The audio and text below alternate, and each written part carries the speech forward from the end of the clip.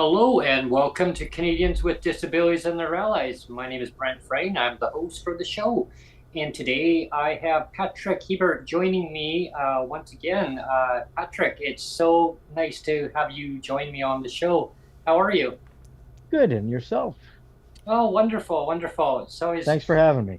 Yeah, and likewise, thanks for coming on. It's always a pleasure having you come back on periodically and kind of touching base with you, seeing where things are at, what's new, especially with your adjustments with your disability, vision loss. How are things coming along with that?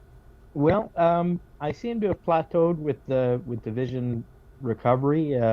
For a while, I was 20/300, and it improved to 2200, and then 2100. Now it's 20/30, which is great. Except I don't have peripheral anymore because of the laser treatment to burn the bleeds. And I find that contrast is very hard to, like, when something's kind of light white and then gray, it all looks white to me. Like it's walking in snow was very difficult. I'm not looking forward to winter because, hopefully with global warming there won't be any more winter, and that's a plus, I guess. But everything kind of blends right in, and otherwise it's like, oh, white is white. Yeah, exactly. Everything else. Well, and if it's foggy out or whatever, like bright light, I find very hard to deal with. Bright sunlight. So what I had happened to me once was when there was a lot of snow on the ground. It was all white out, and then it was bright sun, and I didn't have sunglasses on. And then I went inside the house and I realized I was getting like red streaks across my eyes for a few. It wasn't very long, but it was like for a few minutes. And wow. I realized that what I had done, like I kind of damaged my eyes because like you have that snow blindness, they call it, right? When you have the sun reflecting off the snow, and it really messed with my eyes for, like I said, it was like a short-term thing, but it really messed with them, and I was like, oh crap. I think next time the sun's out with the snow, I'll be wearing sunglasses. Well, that's what I had too before I got my new transitions at New Look Eyewear after my fiasco I had to go through with the other company. But that was a hurdle. But I had to go for quite a while without transition lenses. So it was hard for me because my eyes are very sensitive to sunlight, and without having sunglasses, I'd get clip-ons. Of course, I had got a pair, and they wouldn't work for me. I just didn't seem to clip on, and so I'd wear a cap, right? So it kind of away from the sun, and it would kind of give me a little bit of shade, right? Of course, when it got too hot, I didn't want to wear a cap because it'd be sweltering, right? But what can you do? And so I hear you about the light sensitivity for sure, and I encourage people, who are out in the sun, like, protect your eyes. Like it's so important. It's like Neil, like I could actually relate to that. Like I came in one day and I was just like not really seeing stars, but it was just like, whoa, like it was like my eyes would be kind of flickering a little bit because it was like trying to adapt to the sun, right? I felt like you had something in your eye, but you didn't, Yeah, and it's something that I didn't experience before. It was like a one-time thing because it's not very often where it's bright sun and there's tons of snow on the ground. Like it's not something that you see every day. And I just happened to be out and I didn't have my sunglasses with me, and then I realized, oh crap, that was a mistake. You know, because it really does mess with your eyes quite a bit. Well, you know, and it's Go not ahead. just. Oh, sorry. It's not just snow blindness. I found that before it got really bad, I had a couple of treatments of laser. I was driving at night on the 401, was a pretty major highway here. It was at night, and it was raining, and the headlights oncoming were glaring off of every drop, and you know, I was blind from the just the reflection from the headlights.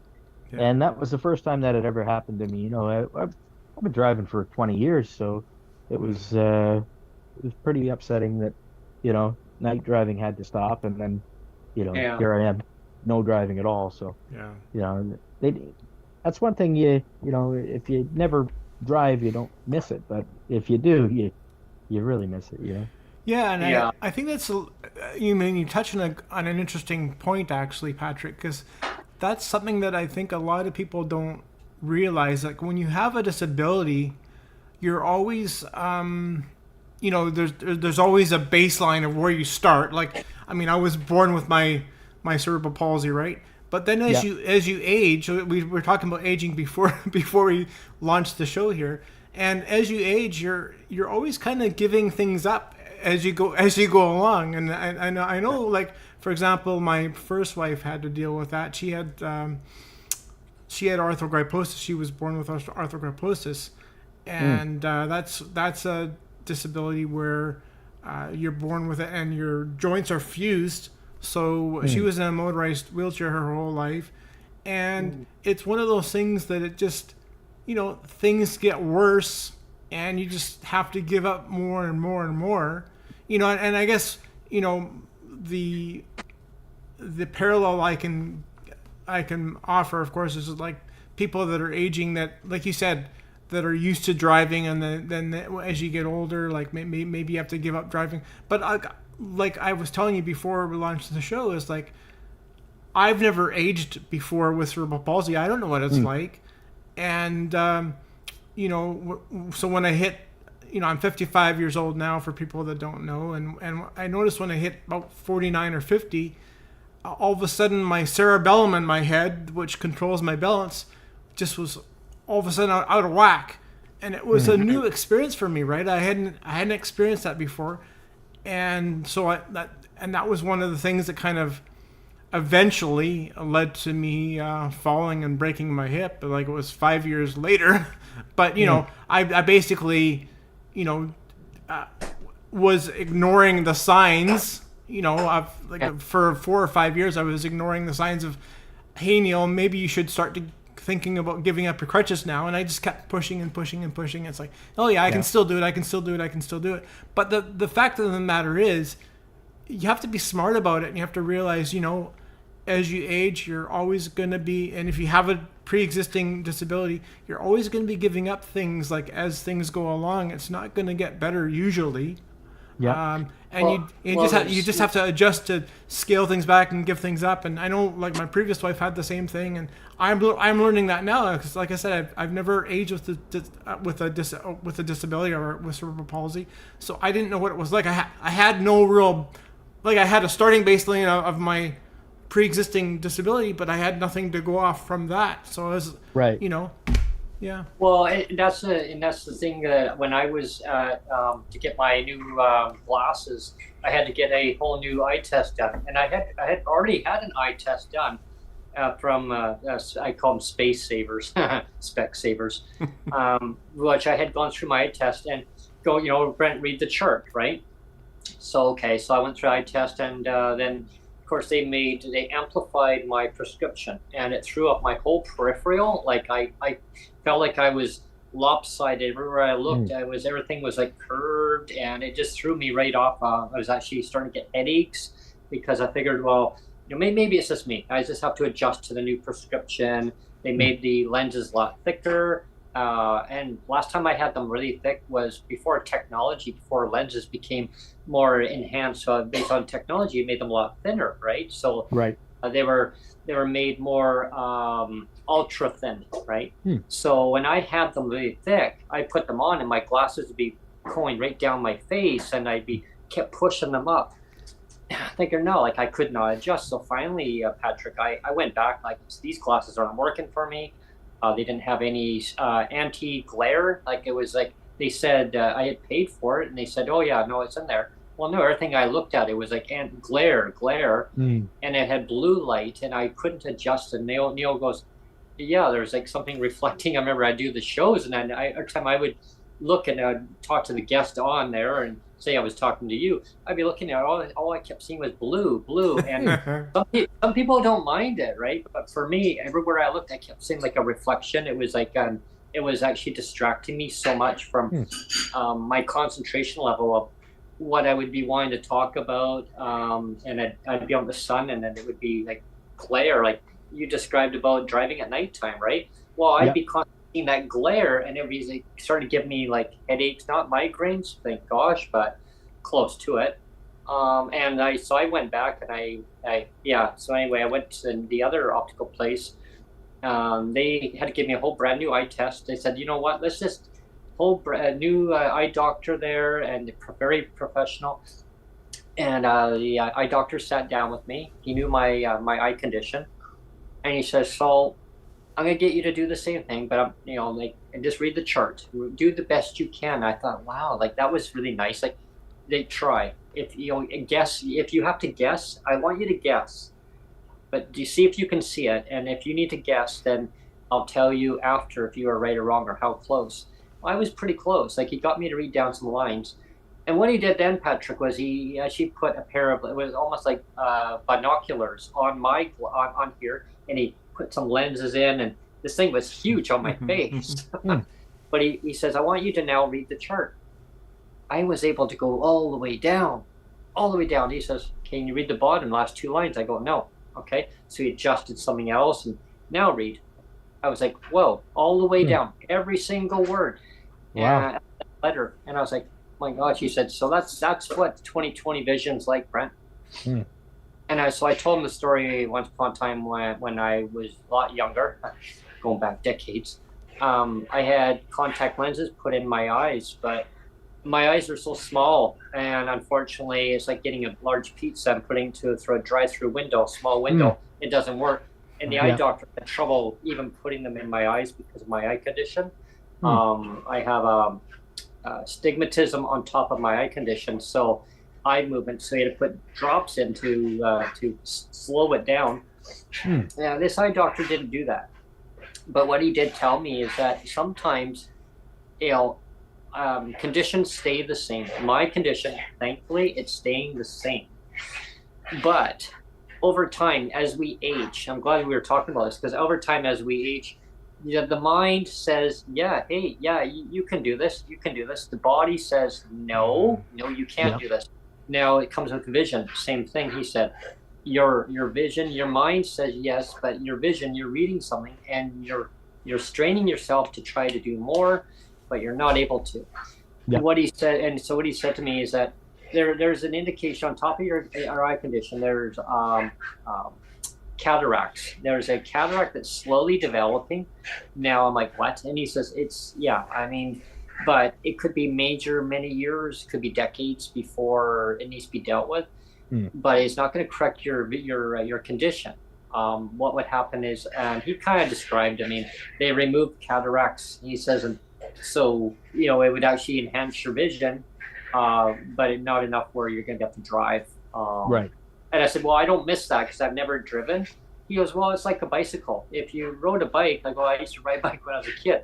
Right. So you take it away, and it's like you miss that. Right. So for me, I don't know anything different. But he said, we just have to, as humans, he said, we have to adapt to reality. Reality is, some people will accept, hey, you're going to have cataracts, you're not.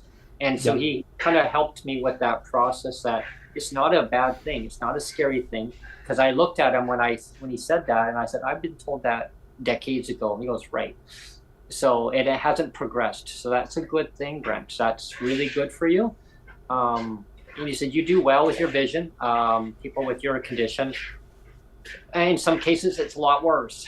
But yours is stabilized, and so it's definitely a good thing. And I told him about the show that I do. He says advocating and bringing people on, talking about their conditions, and just letting people know that it's okay. Like, it's okay to talk about their disability. It's okay to let the public know that it's about awareness and bringing the experiences. And so it was like I was promoting the show, and he said he was going to tune into it one day himself. And Nice.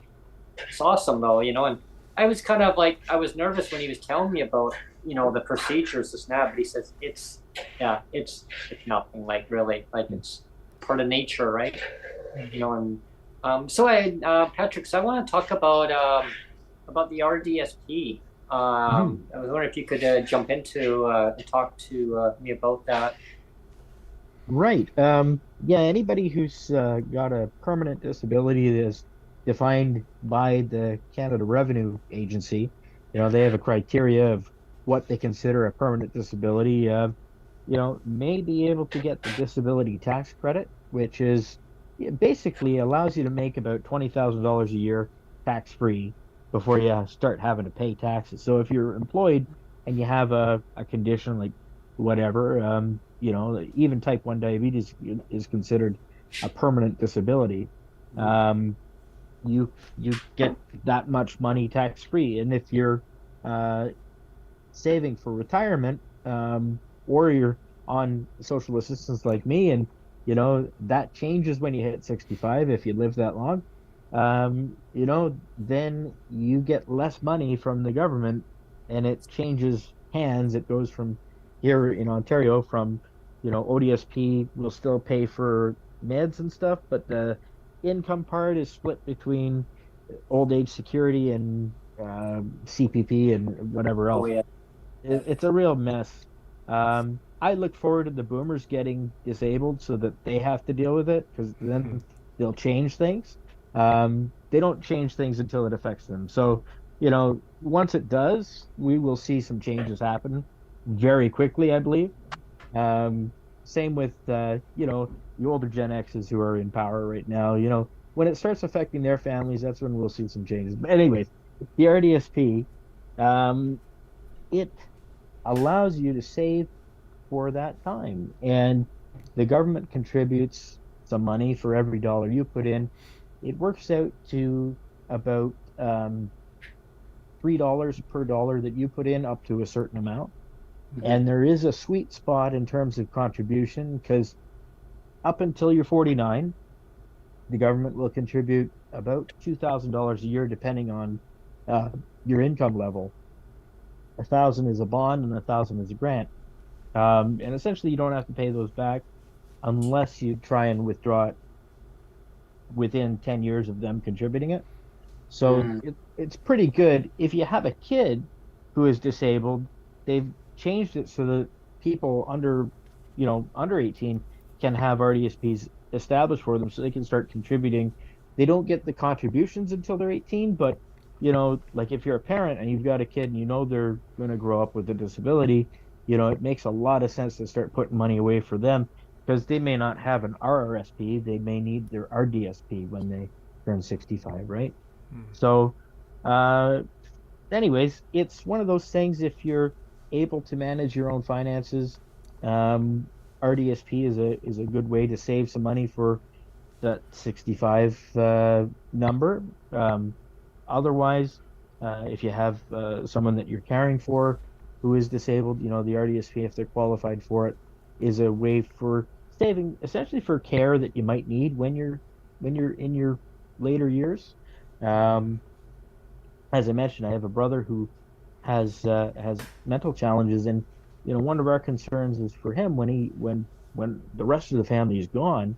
There's going to have to be money to pay for whatever, because I don't believe he'll be able to live on his own.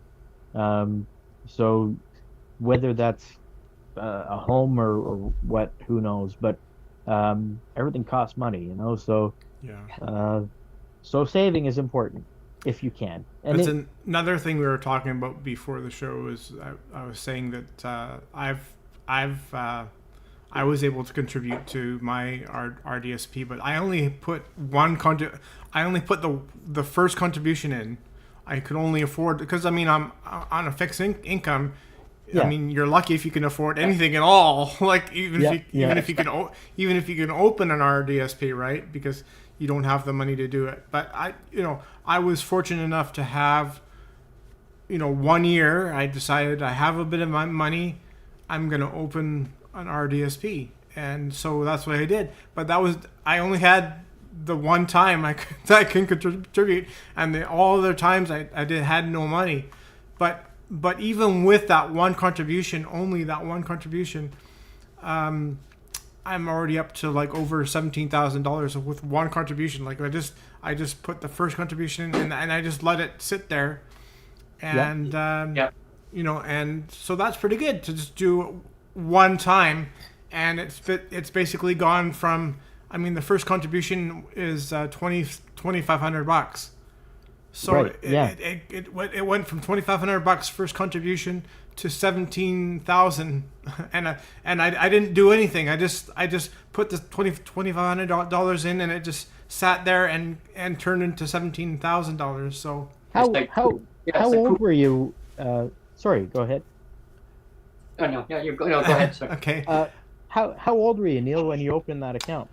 I was trying to remember. I think I was about 42. So yeah, I think That sounds about right.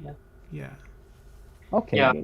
Because I went to a workshop. About 3 months ago, and one of the MPs, federal MPs, was doing an open house, like a workshop, just for us to come in and listen to a presentation about our RDSPs and encouraging disabled Canadians to apply for it. But here's the caveat though, and I know you mentioned it also, Patrick, is up to age 49, wanting to change that age.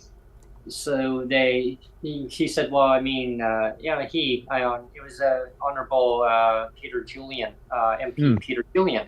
And wonderful presentation, and he talked about it on the show here too before, and he explained that it's retroactive back to 10 years. Yeah. So I said to him, oh, okay, like we had questions, Q&A. So I put my hand up. He said, yes, Brent. I go, okay, so could I get that retroactive back 10 years? He goes, no. It's up to, like, you have to, if you turn 49, you can't have retroactive back when you're well over that. They'll go back to 10 years if you're eligible under that age category, which is like, wow. But I do encourage people to apply for it. If you are under age 49, definitely apply for it, because you're going to need that later on. And like Patrick's right. I mean, if you can make up to 65 years old, great. I mean, but I guess the question I have for you too, Patrick, is, like, what happens if somebody needs to dip into it, because of cost of living and all these other, one-time gestures that the federal government throws and says, here you go, one-time payment, that's going to solve everything, but then people need to dip into their RDSP. What are the ratifications, like the repercussions by doing so? Ooh, it's pretty brutal. A few years ago, I had to withdraw some money to cover rent, and I withdrew $2,000. I had $30,000 in the account at the time, and by the time I took my $2,000 out, I had less than $20 in the account. Oh. Now, what they do is they take back the contributions from the last 10 years, up to the last 10 years. So if let's say you take out $1,000 and they've put in 10 over the last 10 years, they'll withdraw, they'll claw back their contributions over the last 10 years, up until the time that you're withdrawing. So that can be a lot of money, and it hurt. I'm in my early 40s, so I get hopefully some time to build it up. But that's another thing that I've just learned too, is it's not just if you have to dip into it that there's ramifications. There's also ramifications if, like, I've just learned that I have kidney disease, and it's progressing somewhat quickly. So, the doctor has been good about getting stuff done, but it got me thinking like, oh, now I guess I better get things in order just in case. Mhm. And what happens if you die before the 10 years has passed from the last contribution from the government? They claw that back too. So, you know, it comes out of your estate, or That's what happened with my first wife, because she did pass away, and so her contribution was completely shut down, yeah, and they just closed her contribution, and Wow. they just gave me back the original contribution of what did I say, 2,000 or $2,500, Mhm. and that's all I got back from her was the original $2,500, and the that's rest They of just that's the rest of it clawed right off. went Yeah. poof. Yeah, Yeah. yeah, It's like sorry for those your unicorns, like yeah, yeah. sorry for your loss, Neil. That's terrible. Yeah, well, it was yeah, 10 years ago now, but Oh, still, yeah. yeah. Wow. You know what?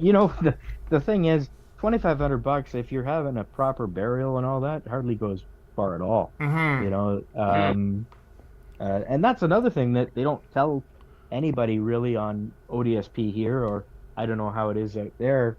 Um, but they don't really tell you what happens at end of life for people that are on ODSP. Well, Like, how burial costs go, and do you get a potter's funeral, or do you get, I've you got know, lots of stories related to that, because Mhm. like I was on disability when she passed, and of course that's when all of the thing about the clawbacks happened. Because, Yeah. but before I get to that, you talked about the burial thing.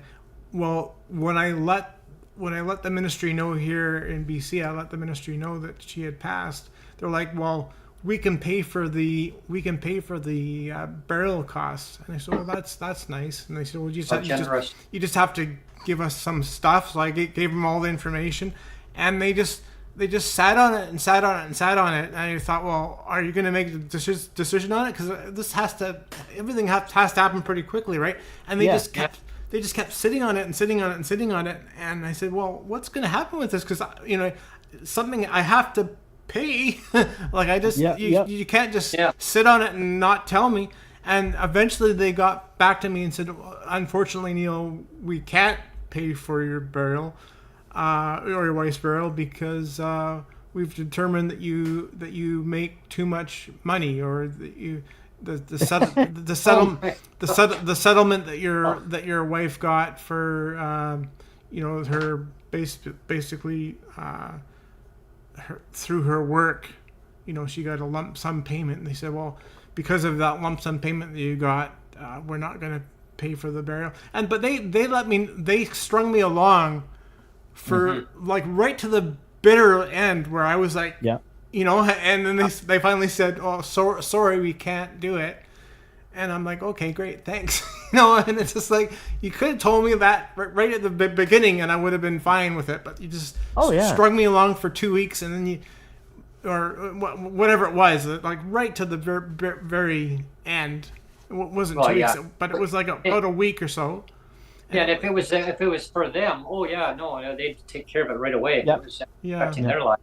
Do you so recall, Neil? Do you recall what it cost to do the process? to do the burial and everything, Yeah, yeah. yeah, 10 years ago, of course, but yeah, I think it was I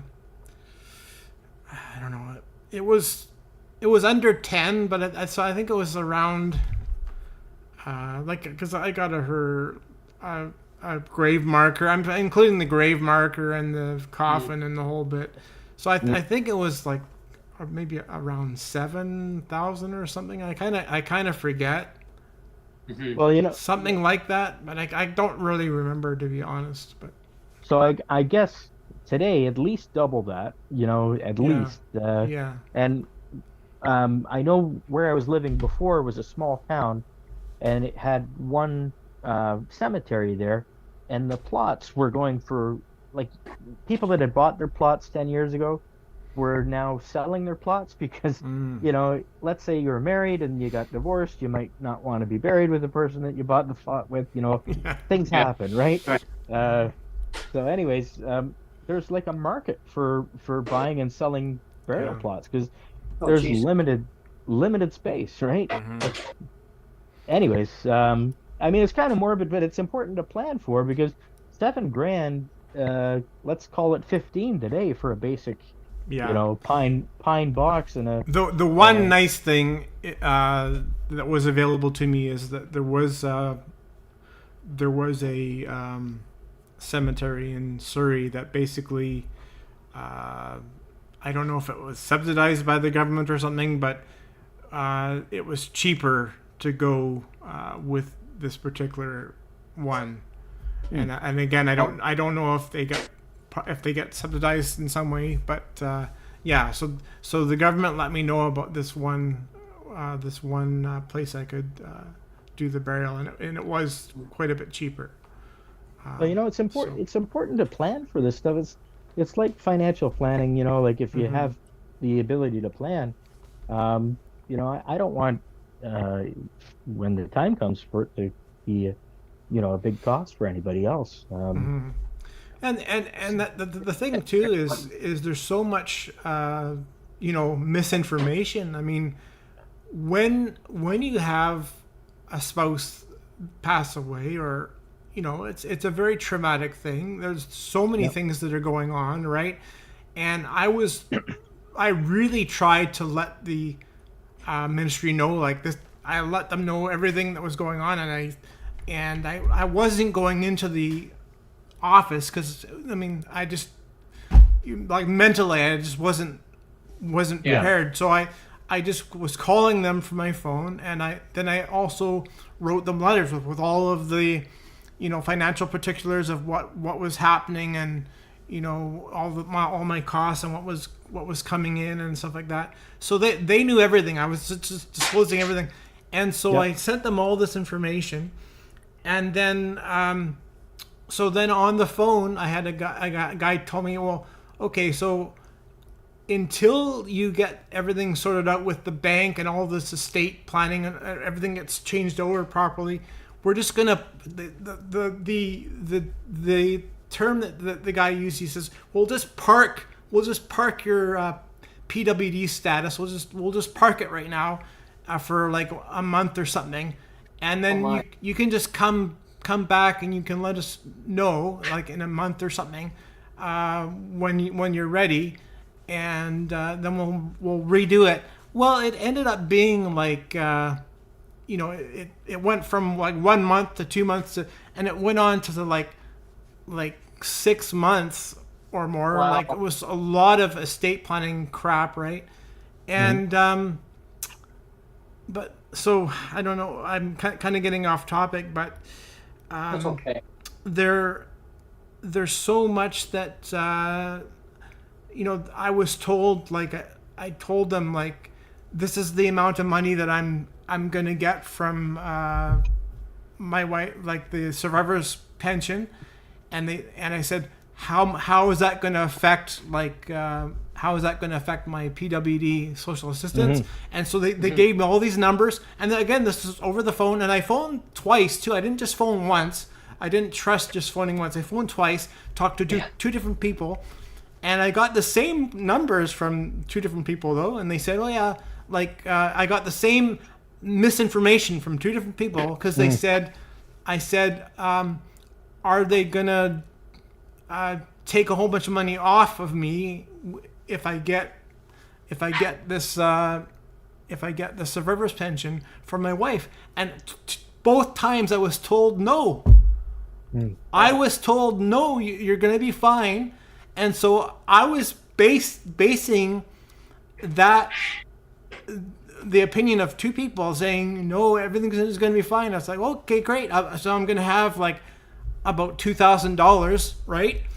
And then lo and behold, I find out that the information of the two people was completely wrong. I mean, this is from a ministry. This is from the ministry office.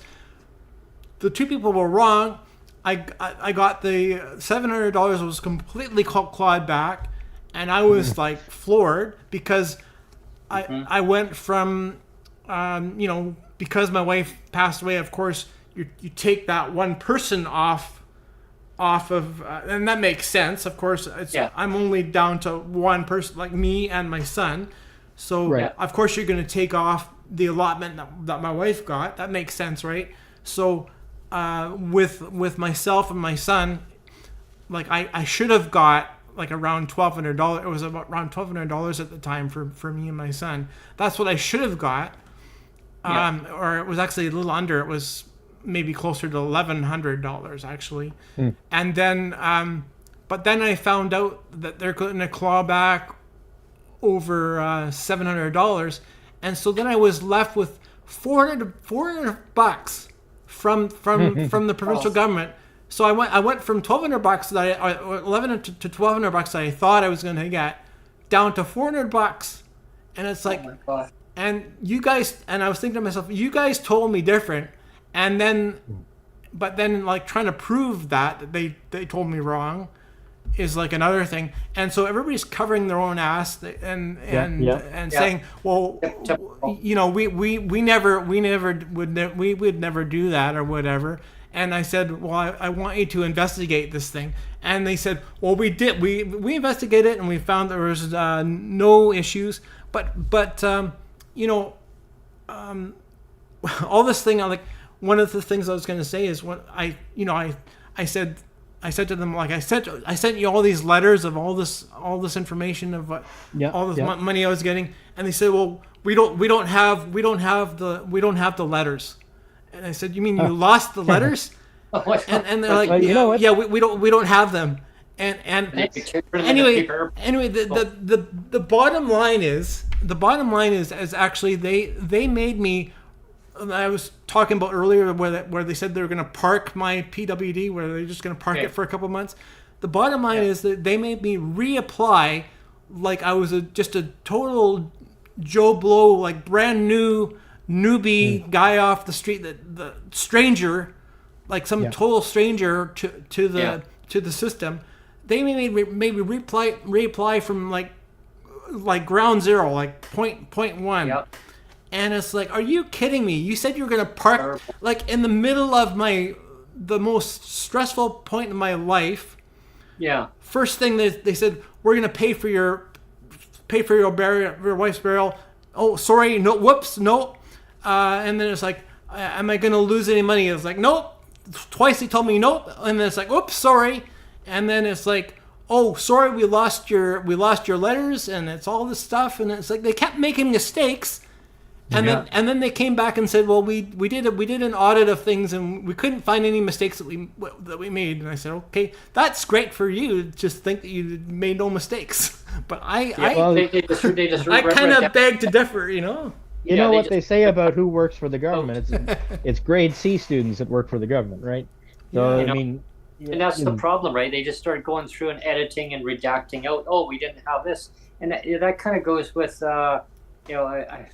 decision making on when a person moves somewhere. Like I remember I was told at their office, yes, Brent, and the same thing. There was Sonia and I we went there to their office, and because our landlord where we moved to, it was a brand new place. They just wanted to show us to show them, where is your income, like how much are you making, and a lot of places do that. They want to have either rent receipts, or if it's a disability, they want to have your declaration of what is your entitlement, what is your net amount that you get per month.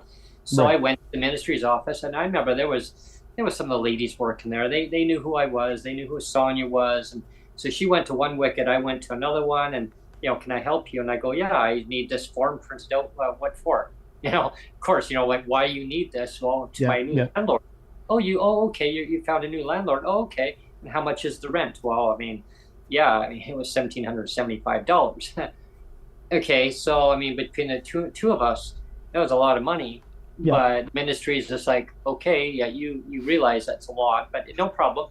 But you know what? This is the amount. Originally, it was $1,510. We lost our one unit, like I explained before. We had to go into another unit, and if not, we had to leave the building. Well, we couldn't find anywhere to rent, so we had no choice but to take the higher unit. Yeah. Pay more. Of course, the landlord loved that one. Otherwise, you pay liquid damages clause, which is equal to 1 month of rent. Just move across the hall and they jack it up $200. And when we moved out, they rented out to some Albertans, and it was like $1,600 a month. And nothing, like, it was a brand new place, like nothing changed.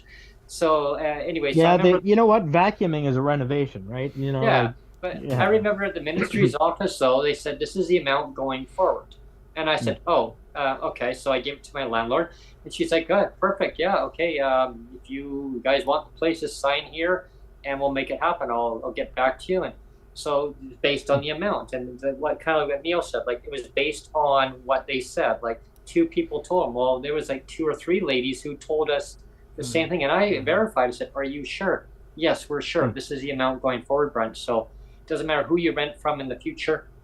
This is the amount, and of course, it'll probably go up over time, but this is the base amount. Well, and they clawed all that back after a supplement amount. Now, amazing is we got this one new 125 increase. Oh boy! Guess what? Guess what? The base amount is now exactly what it was when we moved into the new place that we moved into. Wow. So like now, and to think you could have probably kept your place in Langley. Yeah, I could have kept that place. Yeah. It was based on that, and the manager, she lost it on me, Neil and Patrick, and everybody watching. Like the manager was living that, and I like now I understand. Back then, I'm thinking like, why are you like freaking out at me? Like it was based on what the ministry told me, and it affected our decision making. She's like, well, so you're basically saying that you're not going to be able to keep the place? I go, yeah, like we're going to have to move. Well, silly us, learning lesson. We had given our notice in. Okay, like we just gave our notice in, and we figured, okay, well, we'll find somewhere. Like we've got good references. We'll find somewhere to rent. So we winged it. Bad move. Like that was not smart. Like what we did. Like we just handed our notice in. We figured, okay, like landlords would say, well, call us on the 1st or the 2nd of the next month. Well, we had just handed our notice in. We figured, okay, hey, we'll find something, and we'll take the place. Places we kept saying, oh, well, no, you need to be making 40 to 50% of your income to rent, which was the other way around. It was of saying you got to be making $5,000 or $4,500 because we want you to live comfortably. And so that was the other way around, and we were like, okay, this is maybe one of those one-off situations. 8 places, corporate landlords kept saying this. I thought, okay, when we were told, no, we have to decline you, we can't rent to you because we want you to live comfortably. I said, well, you said you would accept a person with disability renting here, like we pay our rent. Yeah, but you got to be making like $4,500 a month. And I said, well, and our landlord, our manager kept saying, well, I haven't received a phone call. So finally, they called again. She reached out to the landlord. The other one, she made a call outbound, which normally they don't do. So she phoned there, like, what the hell is going on here? Say, yeah, sorry, we're not going to have to rent to them. Well, why not? Like, I mean, they pay the rent on time. I would rent to them. I mean, they're renting here, and I don't want them to move, but they feel that they have to move because the rent's too high, because the government chose not to listen to them after asking them, what would happen if we took away this money? Like, what would happen? The media asked us. I said, we'd have to move. So decision making, and I mean, the government should have known that too. I mean, they knew that. They can't be ignorant of that. They can't be, right? I mean, they don't get off with they can't just play ignorance and we'll say, well, we didn't know. I mean, they had to have known the repercussions of everything. Well, and that's why when I said to the ministry staff, well, we were told to basically tell the clients that's the amount going forward. That's what we thought. Well, they must have been told, that, and then there was a 360 change of plans. Because it's actually in the mandate letter. There's a mandate letter now. They did a basic income study, decided not to go with it. October 28th of 2021. Not October, January 28th. I got jumped forward there. January 28th of 2021, it actually says one of the high recommendations in there of restore $300. That $300, it changed people's lives, their decision making, what they can and cannot do. the government wants to see people housed. Well, in order to do that, you got to listen to the advocates and people with lived experience. If you don't, then hey, like what's going to happen? People choosing MAiD. I mean, my gosh, like, and I mean, yeah, that's a decision. If they're terminally ill, I get it, I understand. But if it's because they are being legislated to like deep poverty because the government's failure to deliver on a human rights issue of just your standards, your standard of life, having a roof over your head, giving you your food, your bills, the money for your bills, maybe go away somewhere, save up. But they're not even meeting that obligation. And I think the UN is even appalled that this is even happening. But for some reason, they've been told to keep a deaf ear to it. I don't know why. Maybe, I don't know, maybe money. Maybe money's telling them not. I have no clue. I always have the three monkeys, lined up doing this, Yeah, kind of going like this. And, I've learned. I don't know how it is there, but here the ODSP offices, the social workers there, they're kind of mini Hitlers. Like, you can get really good ones, and then you can get ones that want to make your life hell. Yeah. I moved from Barrie to London, which is about 4 hours away, to try living somewhere else. The rent was supposed to be cheaper, and there was supposed to be a reimbursement for the moving expense, according to the worker in Barrie. When I got to London, I connected with the ODSP office there. I was told, oh no, we don't have such a thing, and moving costs $1,000. So, that was too bad. And by the way, I want to audit everything you've ever had. So I said, okay, well, I got a banker's box full of things. I used to have a business, so you're welcome to it. And she changed her mind. So anyways, from that point forward, every time I deal with them, I record the call because they record the call, and they're not going to share the recording if they F up, So it's all about cover your ass, and we got to do it ourselves because, you can't take them at their word. They lie, or they don't know, and then they lie. Yeah, and unfortunately, like in my case, of course, like, again, like when you're going through such a traumatic event, like you depend on people honesty to know their shit, right? Yeah. Pretty much. Like I'm honesty. I'm going through like some really serious crap, Yeah.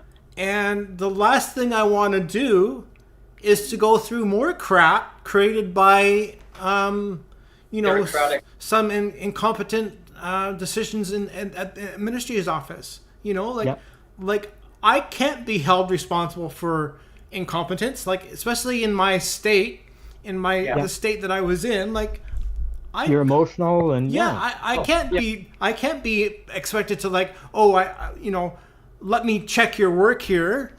Make sure you're doing the right thing. I was so far beyond what I was capable of at that time that I was just trusting that the people I was talking to knew what they were saying to me, and they were wrong on everything. It's like, yes we can cover your cost of your funeral. Whoops, no we can't. Yes, we're gonna park your PWD. We can do that, no problem. Whoops, no, we can't. You have to start over again. All this kind of stuff, right? And it's like, yes, you're not going to be penalized with a clawback. Whoops, sorry, yes you are. You're going to go from like $1,200 down to $400. Like everything they got wrong. It's like I can understand like maybe you got one thing wrong, but they just did everything wrong. And like I said, at that point in your life when you got so much shit going on, when with death of a spouse, I don't want to check people's work. Yeah. I mean, I shouldn't be responsible for checking somebody's work. Is that what you're telling me? Is that correct? It makes me think that communicating in writing is the only way to do it.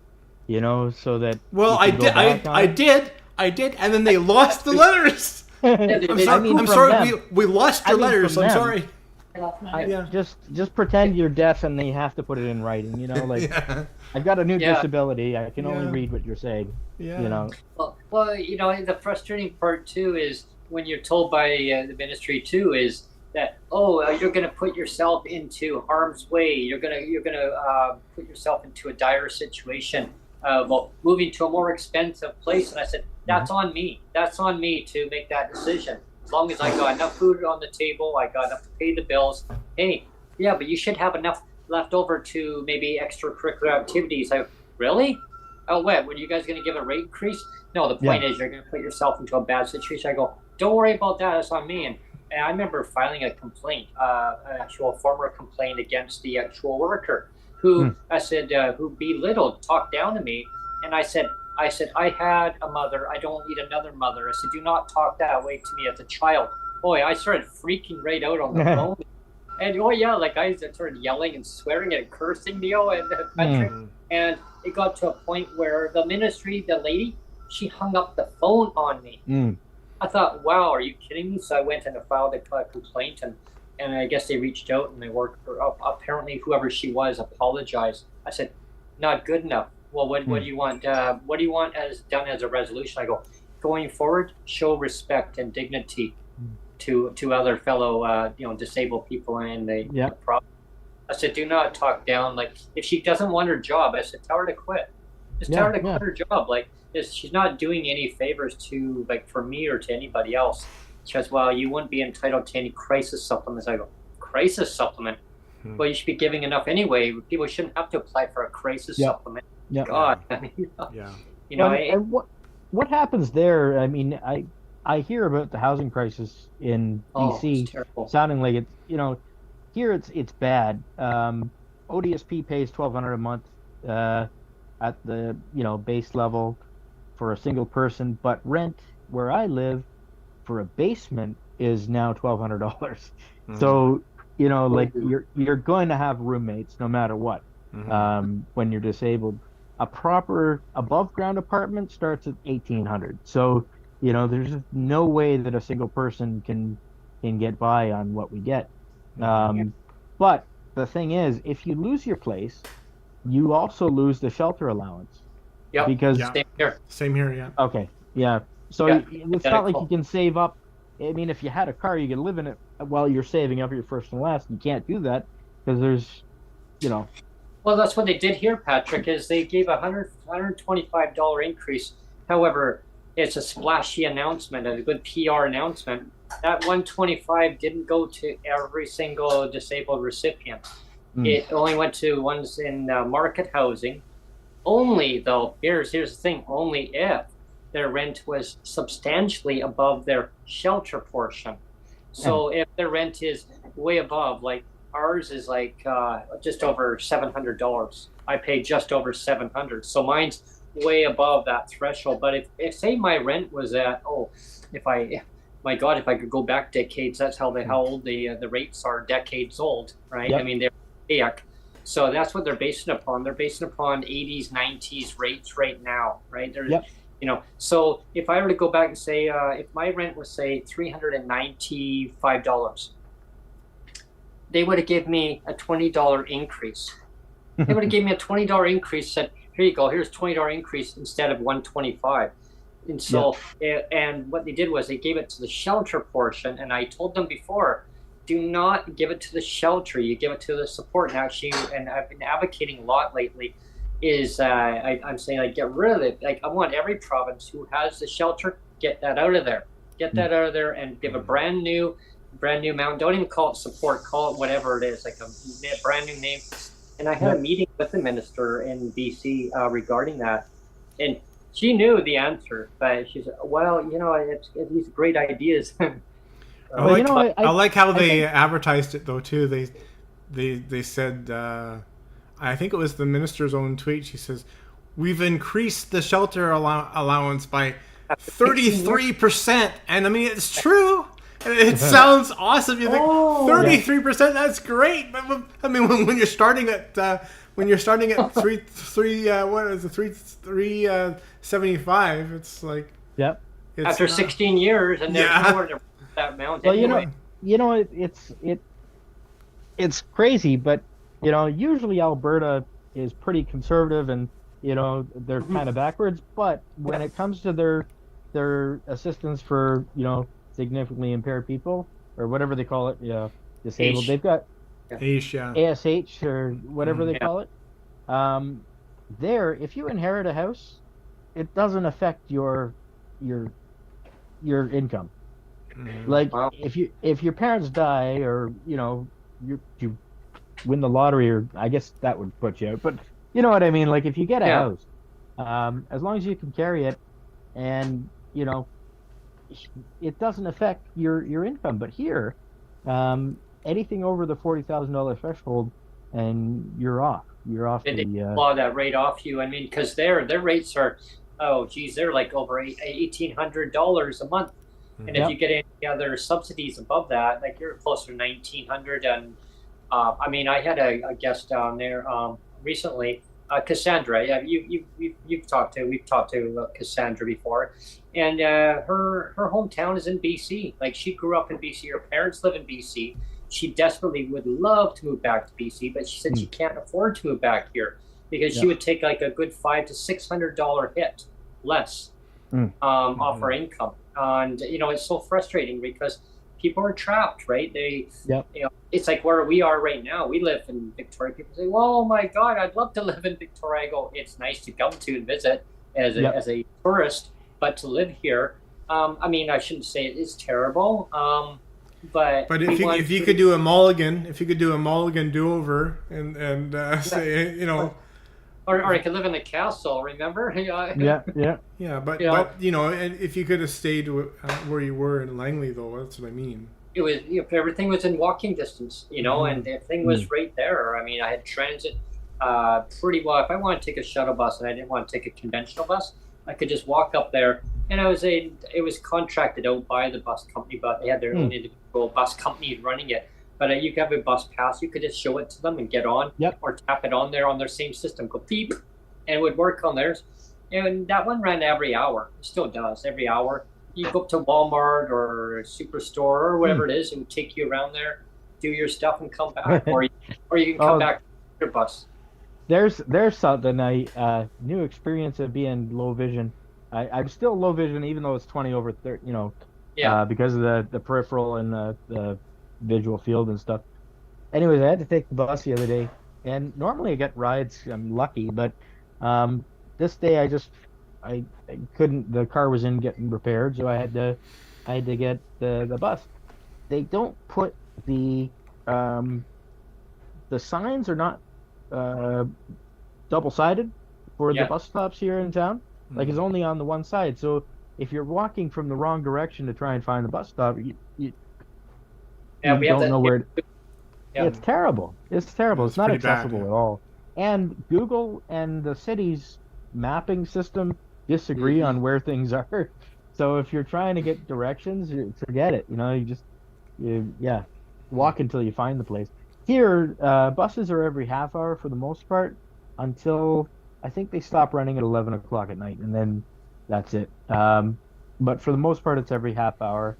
If you want, they have a accessible transit, and that can take you directly to your appointments or whatever. You have to book a week in advance though to get that. So it's not like the shuttle service. I guess we're considered a large city, but it's like a small town when it comes to the transit. And I coming from a place of being a driver to a passenger now, it's brutal living in suburbs without having wheels. Like, when they talk about transit strategies and things like that, great if you're in a city, but if you're anywhere beyond an hour from a major center, forget it. There is no transit. That's what we have. The problem here is we live on a main bus route here, and it's every 15, 17, 18 minutes depending on the bus. Pretty good. Which is not too bad. Later on in the evening, it turns every half hour. Then it turns to like every hour, like much later in the evening. There's a couple bus routes that are every 39 minutes. So I really tried not to take those ones too much because I could end up getting one of the other buses and like two buses in that same time frame, or three almost.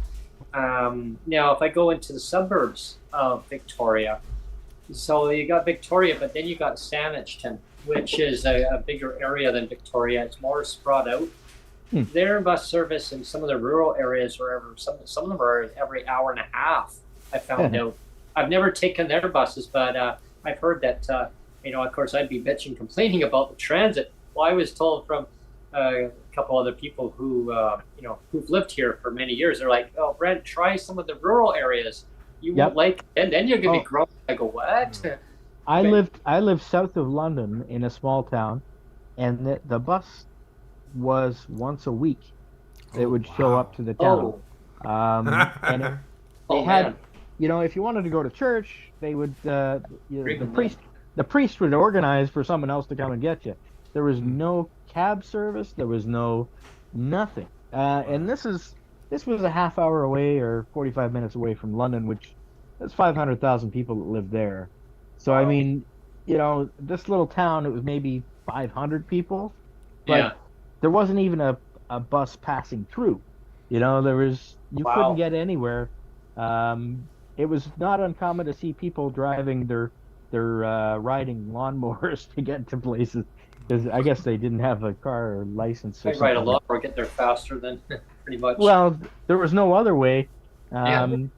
Especially no yeah. A horse, ride a horse, maybe. Well, yeah.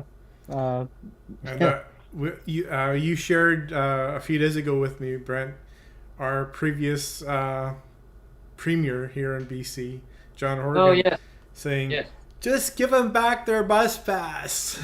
Oh, yeah. Right. Because of course we've had one of the pink unicorn things where the provincial government took away the yearly bus pass that we used to have. It was $45 for the year.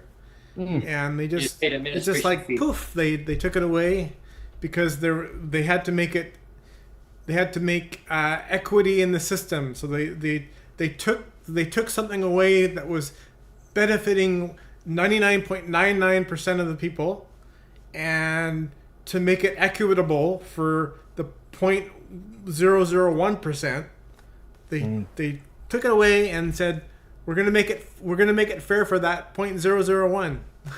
Wow. I remember after the fallout with that, because I still have a picture that pops up on Google all the time, and I had put it to Facebook, but I know Sonia has the same photo because she was tagged in it and she was in the photo. So, and I have a picture of me with a minister and the former premier now.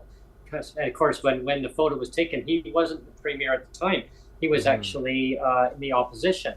And so I have a photo. I'll have to show it to you one day. I'll you'll have you on again, and I'll pop it on the screen. But I remember we had a luncheon in his office at the legislature, and we were invited to come. And so we had these little passes you could walk through and all these hallways, right? And we're like, oh, hey, this is great, right? Tap this. Where does this door go? Beep, door opens. Because otherwise it's restricted access, right? Only MLAs or staff. Let's see your dog's face. I want to see his. Oh, this is a rescue. His name's Finley. Look there, Finley. Look over there. No, look at the screen. Look who's right there. Hey. Finley is just over a year old, and he's part poodle, and we think he's either Labradoodle or Golden Doodle, but a black. He's quite big. He's about 75 pounds. Oh, he's.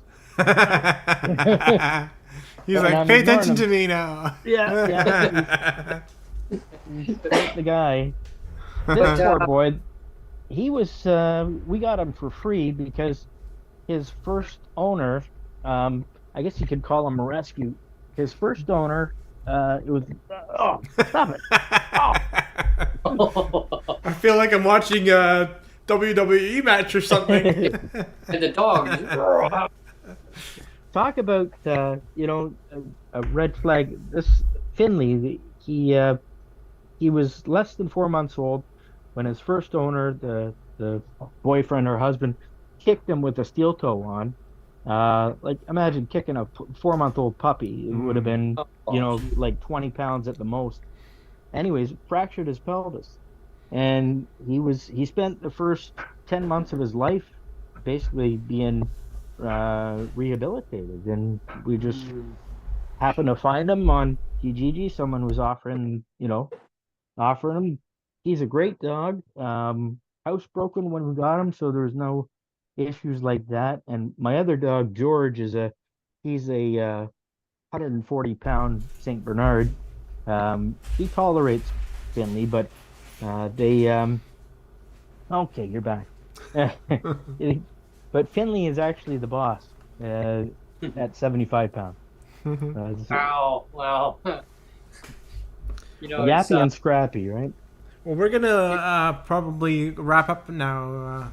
Brent, we've been on for about an hour, so. Oh, sure. Do you have closing comments? Yeah. Well, I'll hand it over to you, Patrick, first. Well, you know what? I'm glad we kind of got caught up and we're talking about the finances thing, because I think it's often overlooked.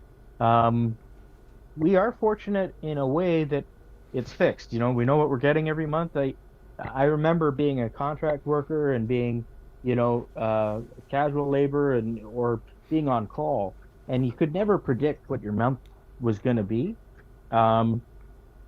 Here we know our month always sucks, but at least we know it's going to suck. When you're working on call, you could have a great month and the next month could not be. So, they say that we're not very financially literate in Canada, and I would like to see an effort to help people with disabilities and everybody else increase the financial literacy. Do you remember listening to Steve Martin? One of his old comedy records was the Google Phonic stereo. Did you ever listen to that one about the Google Phonic stereo? Well, you have to look that up. Steve Martin Google Phonic stereo, because he's talking about going into a stereo place, and the salesman is telling him all about this stuff about how wonderful the stereo is, and I'm gonna butcher it, but anyway, he's like let's Google Phonic stereo. He's like, this is shit 1 and this is shit 2, and it's like that's kind of what it is for Ontario, right? This is shit 1. And Ontario and BC, it's like, this is shit 1 and this is shit 2. One pile here, one pile there. I was really hopeful when they started talking about a national strategy, but that's 5-10 years away at the least, I think. Before anything, the job of government seems to be to prevent things from happening. Yeah. And that's exactly it. With my ending comments, I'd like to, first of all, I'd like to, thank you, Patrick, for coming on again, and we'll do this again very soon. We'll do another part 2, part 3. I always say that, and having you back on, we'll continue on where we left off. But my ending comment, kind of in relation to talk about rates. I mean, I want to see the potential for an amount to be given, like immediate, like a DERB, like a disability emergency relief benefit to help disabled Canadians across this wealthy country. As politicians keep saying, right, that rhetoric, oh, we live in a wealthy country. Well, if we do, then prove it. I actually dare you to prove it to me and all the other fellow disabled Canadians across this country and get an amount out. You proved that you could do it with CERB, and it came out in no time at all, right? Sure, it went out to some people that obviously that didn't need it. I mean, even the CRAs, apparently there's a huge audit going on that there was amounts that were given out to their employees that didn't need it. Didn't it also go out to dead people or something too? It did. It went out to dead people also. So cause I remember Trudeau saying, well, reporter says, well, how about if they don't know if they qualify? You know what? Let's just get it out there. We'll figure it out later. I always remember that one line. And I'd get up in the morning, watch the news. Sonia'd say, hey, the Trudeau show's on. I go, oh, yay. So let's watch this. And then I'd figure next day they're going to mention Canadians with disabilities. Nope. Next day, nothing. Finally, they did.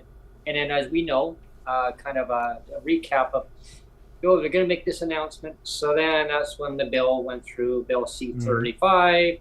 The House got dissolved. Call an election because we didn't want to deal with it. No, they're just disabled people. We don't want to deal with that. One day, we passed first reading of the bill. Poof, next day, call an election. That bill died on the table. So they relaunched it, and as we know, Bill C-22, the framework is extremely weak.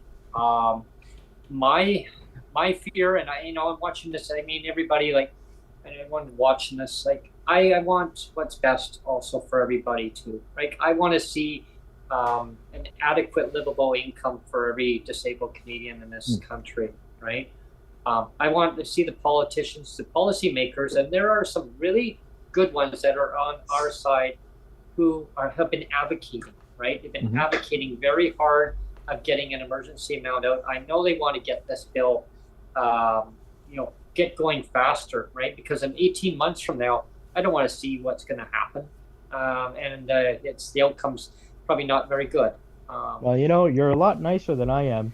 I'm tired of all the assholes online that say, you're just a sponge and whatever, trying to get disability. I'd like them to be disabled and experience it. Go through it, and or a family member of theirs, because that's the only time things are going to change is when it starts hitting more people. And sadly, maybe it's a cynic in me, but I think as the population ages and more and more are over 65, you're going to see that's when disability starts increasing with age. Age-related disability is that's the number one kind of disability there is. So nobody cares about it until it affects them. Exactly. Well, you made a great point, Patrick, because I mean, this is going to seem like I'm off topic, but it's not, because we've always made the point of like, if you don't vote, you're not allowed to complain, right? Kind of thing. You're not allowed to have an opinion. Yeah. But same thing, it should be like, if you don't have a disability, you shouldn't have an opinion either. Like, there's so many people that are speaking for disabled that aren't disabled themselves, and don't even know anybody in my opinion, like, you don't have any right to say anything or to do anything because you have no lived experience. So what are you doing up there speaking for me when you have no understanding of what it is to be disabled? So what are you doing up there speaking for me when you have nothing or no idea?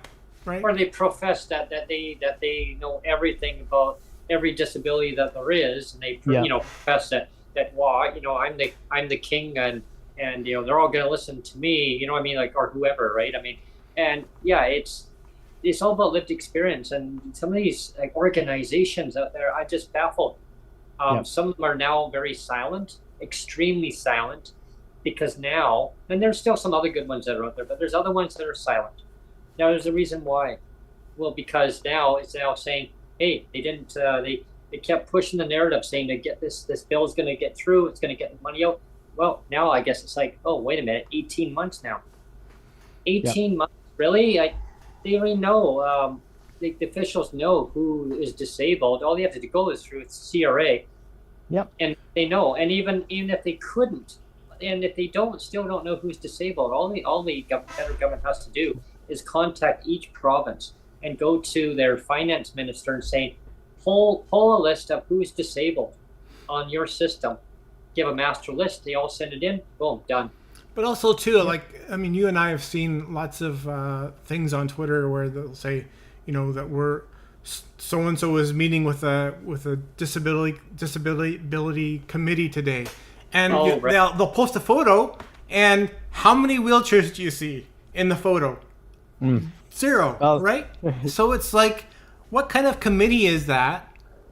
What kind of representation is that when you're saying you're a disability committee, but there's zero representation of a disability at the table?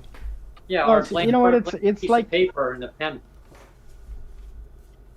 To me, it's like if we wanted to discuss women's issues without a woman present, come on. Yeah, it's just it's messed up. If I have a penis, I shouldn't be speaking about women's issues, really. But you might identify as a woman. I guess. Yeah. Yeah. You gotta watch out. It's That's a whole other ball of wax. I'm not gonna touch that one.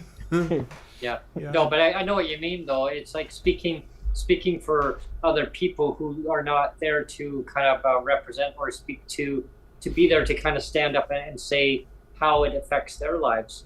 Yep. It's like having everybody, all PWD, at a table of saying, this is how it's going to benefit me, this is how it's going to benefit me, rather than having a whole bunch of non-disabled people at a table saying, well, this is how I feel is best overall for the whole society. It doesn't work that way. I remember hearing these round table discussions. We used to have ones about rentals and like how does these policies affect your lives? Well, how about like rent control or subsidized housing? And now I'll have you on again. We're gonna kind of dive into like some of those topics. But we had a whole list of all these topics, and rents at that time were starting to kind of go up. Yeah. Now they've ballooned, and none of those policies, zero of those policies have been implemented in. But we're gonna get. Is landlord BC was actually in the room at the time. Like we were all having kind of like brainstorming ideas, different tables, and having ideas, right? And so we'd have these little piece of paper, sticky little piece of paper, put them up on a board. Landlord BC was there, and they all, hey, we don't want to hear this, we don't want to see this, right? Mm-hmm. Oh, here in Ontario, rent control has been abolished. There are people that are getting 30% increases for their next year rent, sometimes higher. When you're month to month and you don't have a lease anymore, they can do what they want, and but we're getting 1.5 million homes built by 2030. So we got that to look forward to. Something to look forward to. But but meanwhile, there's like 1.5 million people come into the country this year alone. Meanwhile, hey, we got a housing crisis, but hey, we'll figure it out later. I mean, we should start distributing cardboard boxes for people to, Sure. Refrigerator boxes. Remember having those? Or tents. Yeah. My mom's cats used to play in those boxes all the time, or paper bags. They get in there, the bag starts moving around. Hey, what's in here? Who thought that'd be our next place to live, eh? Yeah, exactly. So, Patrick, next time when I have you on, we'll definitely dive into that. That's a great topic. Yeah, and are you guys going to continue on with Twitter turning into X now? Yeah, who knows, right? It's it's beginning to be the death knell of Twitter, isn't it? Well, here's the thing on that is that I saw a message the other day. There was a guy named Brent Manuel.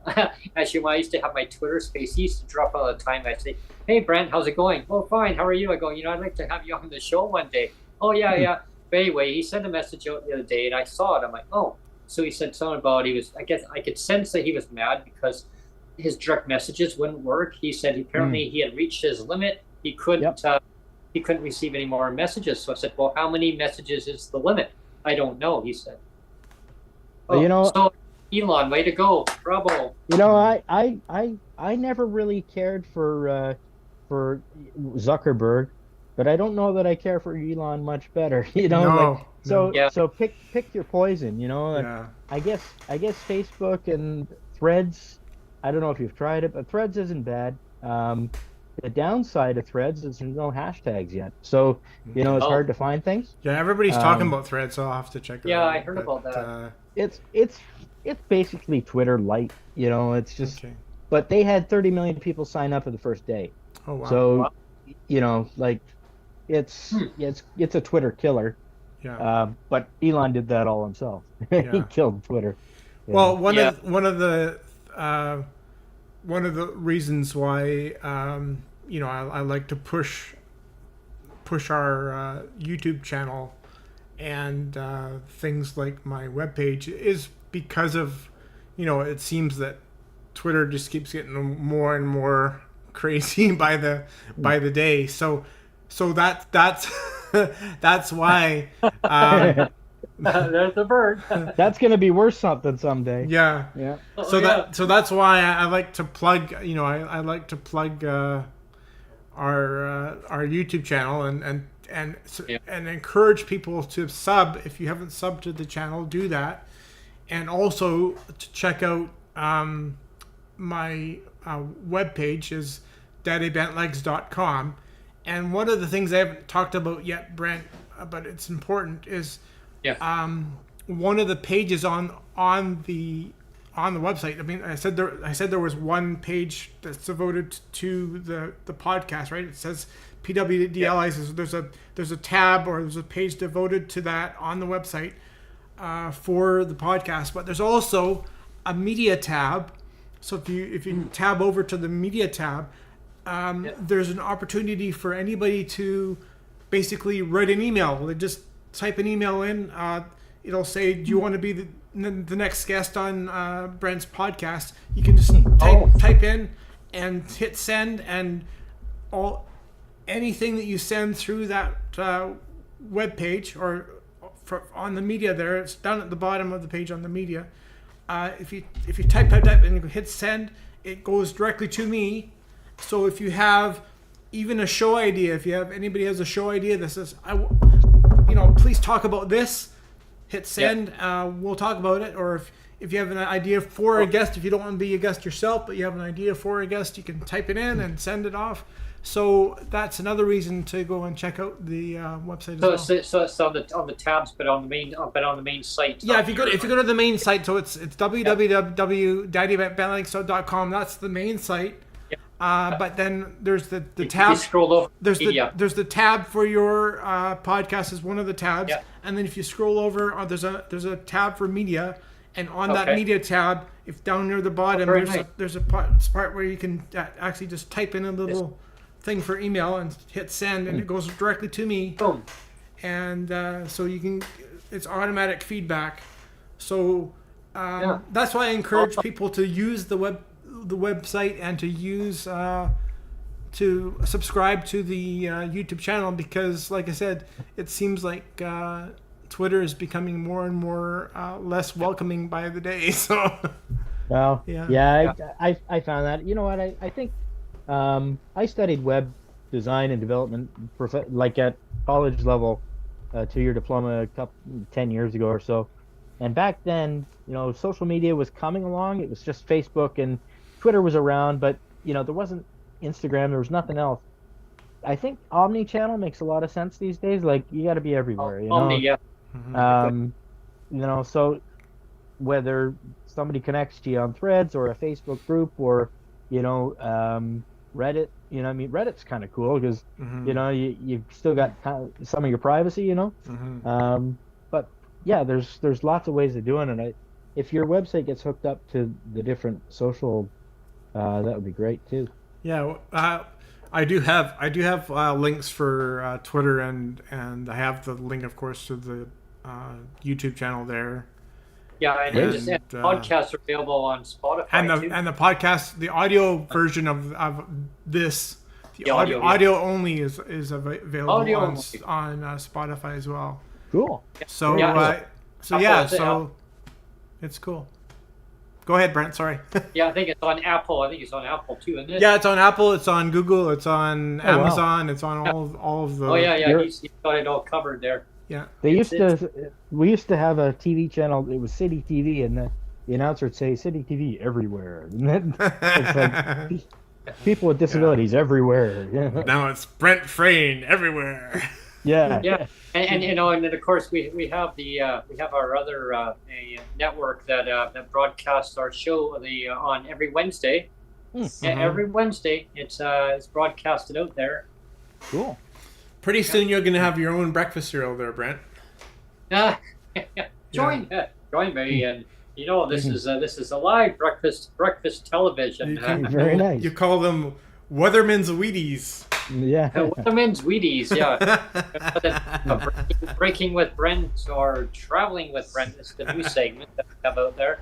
And I learned a little bit about the about passes down when I was traveling.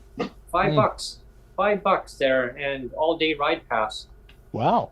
Meanwhile, I said to this one gentleman where I was staying, I said, did you know that the disabled, we have to choose between having a bus pass and having to just take the cash.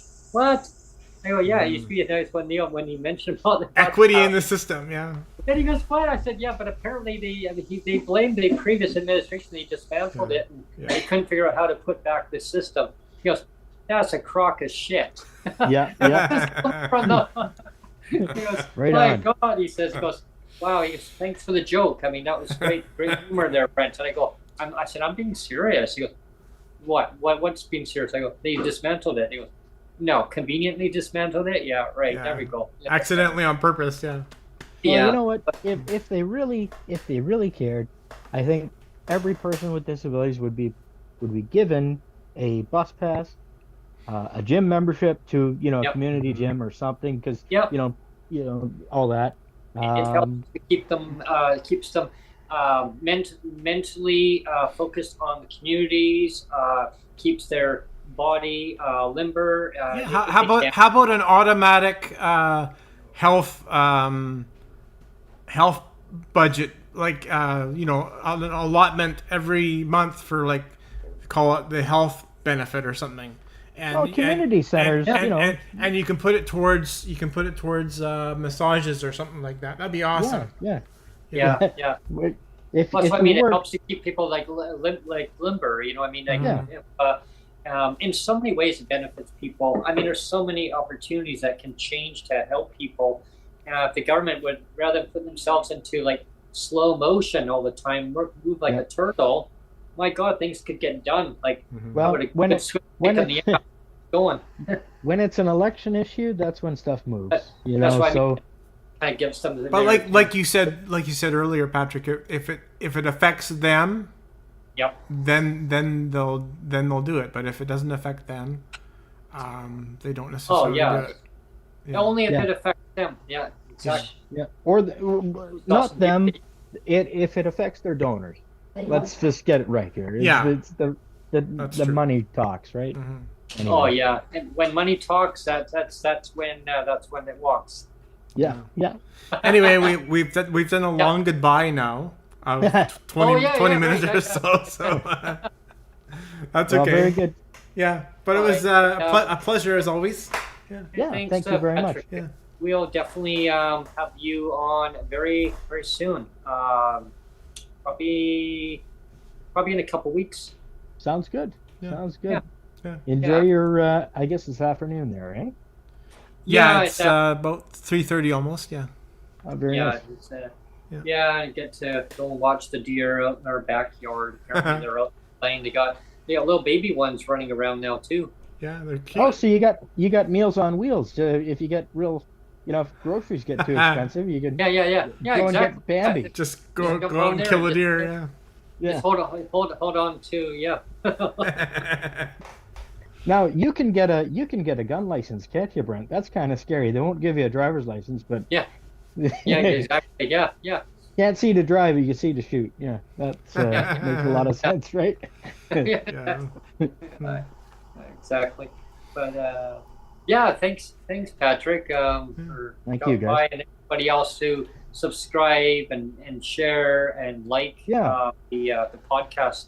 It's so important to stay connected. If we want to see what's going on in the disability community across this great country of ours.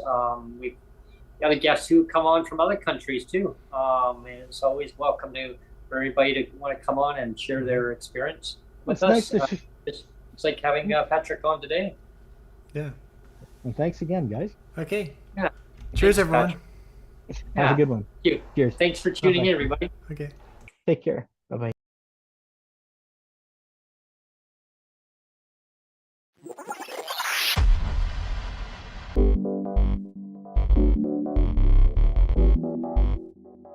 What?